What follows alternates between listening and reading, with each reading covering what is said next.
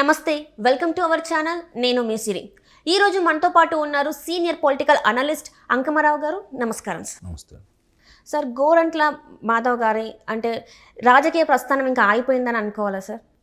గోరంట్ల మాధవ్ అనే వ్యక్తి చీటీ చినిగిపోయిందని చెప్పి నేను చాలాసార్లు చెప్పడం కూడా జరిగింది. పోయినసారి వాళ్ళకు నిర్ణయానికి వచ్చారు కాబట్టి అలాంటి వాళ్ళే వాళ్ళకి కావాలి కాబట్టి ఆ రోజు అతను ఉపయోగించుకున్నారు. ఎప్పుడైతే ఆయన విశ్వరూపం చూపించేసి ఒక వీడియో ప్రజల మధ్యకి వచ్చిందో అప్పుడే ఆయన చీటీ చిరిగిపోయిందనేది అర్థమైపోయింది. కాకపోతే ఒక్కళ్ళని కూడా బయటికి పంపించుకునే విధానం వాళ్ళది కాదు కాబట్టి ఇప్పటిదాకా ప్రభుత్వంలో ఉంచుకోవాలని చెప్పని వాళ్ళ మీద వ్యతిరేకత, అప్పుడే బయటికి పంపిస్తే నిజంగా తప్పు చేశాడు మా వాళ్ళని చెప్తారని చెప్పని ఇప్పటిదాకా కాపాడుకుంటూ వచ్చారు అతను.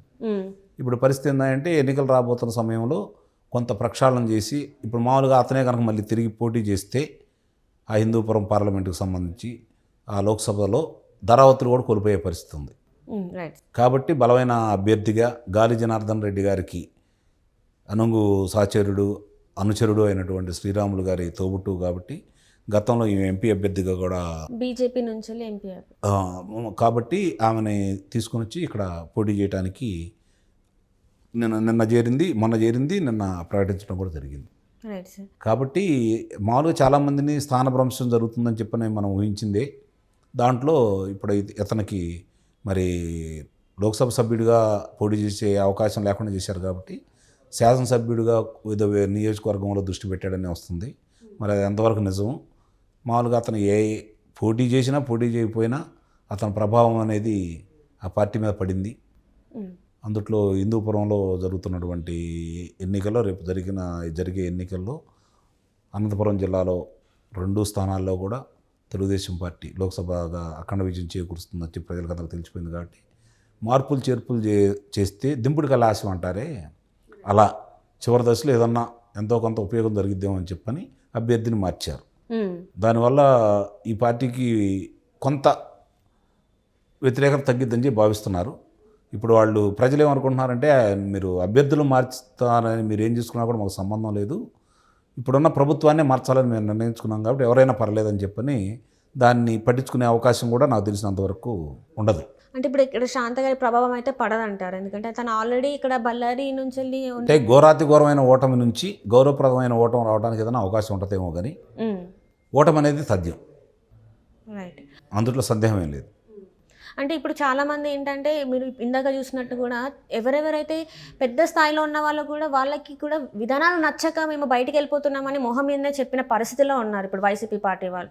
ఆ అధినేత ఇప్పుడు దీన్ని ఎలా జీర్ణించుకోగలుగుతారు సార్? విధానాలు నచ్చక అంటే ఎప్పుడో బయటికి రావాలి వాళ్ళు. బయటకు వస్తే మనం ఏం చేయగలం? ఎందుకు?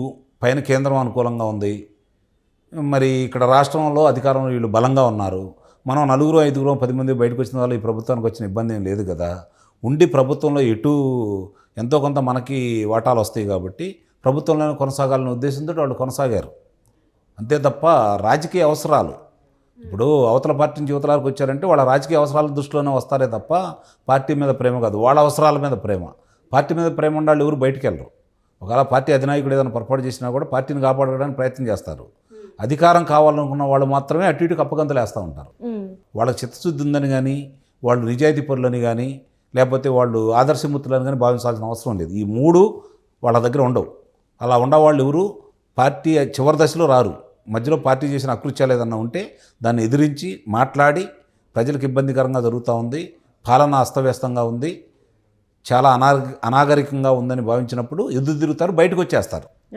మరి ఆ చివరి దాకా అదే పార్టీలో ఉండి కొనసాగి బయటకు వచ్చే వాళ్ళ గురించి ఎక్కువగా ఆలోచించుకోవాల్సిన అవసరం అయితే లేదు.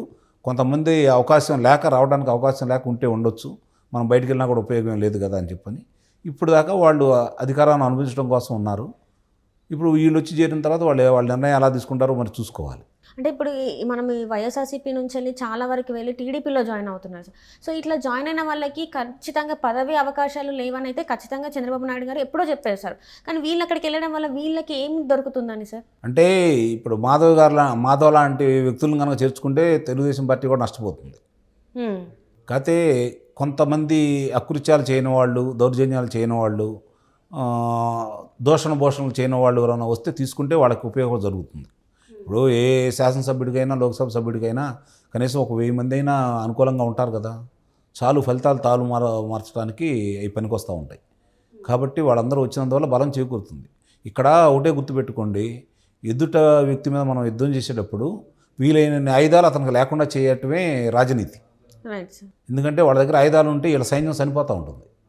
వాళ్ళ దగ్గర ఆయుధాలే లేవనుకో, వీళ్ళ దగ్గర ఆయుధాలు చూసి వాడు పారిపోతారు, లేకపోతే లొంగిపోతారు. కాబట్టి ఇక్కడ ప్రాణ నష్టం ఉండదు వీళ్ళ సైన్యానికి. ఆ విధంగా ఆలోచిస్తున్నారని చెప్పి ఎందుకు అనుకోకూడదు. చాలామంది ఏమనుకుంటున్నారంటే పార్టీ అభిమానులు కావచ్చు, మిగిలిన వాళ్ళందరూ కావచ్చు, గెలవటానికి ప్రజలు గెలిపించడానికి సిద్ధంగా ఉన్నారు కదా, మళ్ళీ అవతల పార్టీలో ఉన్న వాళ్ళని ఇవతల పార్టీలు ఎందుకు చేర్చుకుంటున్నారని చాలామంది భావిస్తూ ఉంటున్నారు. దానికి నేను చెప్పే సమాధానం ఇదే. రాజు యుద్ధనీతి ఎక్కడ బయటపడుతుంది అంటే వాళ్ళ మీద గెలిచి వాళ్ళందరిని చంపి రాజ్యాన్ని స్వాధీనం తీసుకుంటే కాదు, అవతల వాళ్ళ యొక్క మనసుల్లోకి వెళ్ళేసి ముందు ఆ మనసులో గెలవటం అనేది ఒకటి. రెండోది వాళ్ళ బలగాన్ని తగ్గించుకుంటూ వాళ్ళ ఆయుధాలను లేకుండా చేసి తన సైన్యాన్ని కాపాడుకోవడం కూడా చాలా ముఖ్యమైన విషయం, తన ప్రజలను కూడా కాపాడుకోవడం చాలా ముఖ్యమైన విషయం. ఆ విధంగానే ఈరోజు చంద్రబాబు నాయుడు వెళ్తున్నాడని చెప్పి భావించాలి. అంటే ఇప్పుడు రాజుగా జగన్మోహన్ రెడ్డి గారు ఫెయిల్ అయ్యారు, ప్రజల్లో మనసులలో తను లేరని చెప్పొచ్చు. నిస్సందేహంగా అందుట్లో అనుమానం ఉంది. ఆయన ఎప్పుడో 2019లో అధికారంకి వచ్చిన తర్వాత 2020 నాటికే ఆయన పరిస్థితి అందరికి అర్థమైపోయింది. కేవలం ఏడాదిలోనే అర్థమైపోయింది. ఇప్పుడు ఆయన ఏం చేస్తాడు, ఏం చేయగలడు, ఏం చేయబోతున్నాడు అని చెప్పి ప్రజలకు తెలిసిపోయింది. ఒక వర్గం కాదు, ఒక ప్రాంతం కాదు, ఒక మతం కాదు, అన్నిటికీ ఆయన ద్వారా ఇబ్బందులు పడ్డ వాళ్ళందరికీ అర్థమైపోయింది. కాబట్టి చాలా స్పష్టంగా కూడా ప్రజలందరూ తిరస్కరించడానికి సిద్ధంగా ఉన్నారని తెలుసు. కాబట్టి ఒక్కొక్కళ్ళు ఇలా జారుకుంటానే ఉన్నారు. మాధవ్ లాంటి వ్యక్తులకి ఆయన తిరిగి ఎందుకు దూరంగా పెడుతున్నాడంటే వ్యతిరేకతను తగ్గించుకోవడం కోసమే. ధరావతులు కూడా రాని పరిస్థితుల్లోంచి గౌరవప్రదమైనటువంటి స్థాయికి రావడం కోసం ప్రయత్నం చేస్తున్నారని చాలా స్పష్టంగా అర్థమైపోతూ ఉంది. గెలుపు అనేది తెలుగుదేశం పార్టీకి ప్రజలు ఏ రోజో ఇచ్చి పారేశారు. ఈరోజు జరుగుతున్నాయన్నీ ఊరకు తాత్కాలికమే. వాళ్ళ అప్రతిహతంగా సాగే వాళ్ళ గెలుపుని ఎంతో కొంత ఆపాలని ప్రయత్నం చేస్తున్నారు తప్ప గెలుస్తున్నారనే విషయం ఎలా కూడా తెలుసు. ఓడిపోతున్నారు వైఎస్ఆర్సీపీ పార్టీ అనేది వాళ్ళకి తెలుసు. తెలుగుదేశం పార్టీ జనసేన కూటమి అద్భుత విజయాలు సాధించబోతున్న సంగతి కూడా వాళ్ళకి తెలుసు. కానీ రాజకీయంగా పార్టీ మనుగడ సాగించాలన్నా కూడా రాజకీయంగా వాళ్ళకు కొన్ని అవసరాలు ఉంటాయి. కాబట్టి చివరిదాకా పోరాడతారు, సహజమే అది. దాంట్లో ఇలాంటి వ్యక్తులను కొంతమంది మారిస్తే కొంత నష్ట నివారణ చర్యలు, అంత తప్ప వేరే ఏముంది. అంటే ఈయనతో పాటు ఇంకెవరైనా మార్చే అవకాశాలు ఉన్నాయంటారా సార్? చాలామంది కనపడతానే ఉన్నాయి కూడా చాలామంది మారుస్తున్నారు. చూద్దాం. ఇప్పుడు ప్రభుత్వం మీద వ్యతిరేకత ఉంది తప్ప కొంత స్థానికులు మాధవల ఈయన లాంటి వ్యక్తుల మీద బాగా వ్యతిరేకత వచ్చింది. శాసనసభ్యుల మీద చాలామంది కూడా వ్యతిరేకతతో ఉన్నారు. వాళ్ళందరూ పరిస్థితి కూడా కొంతమంది మారుస్తామని అంటున్నారు. మార్చిన వాళ్ళని కొంత వేరే ప్రదేశాలకు తీసుకెళ్ళి పడేస్తున్నారు.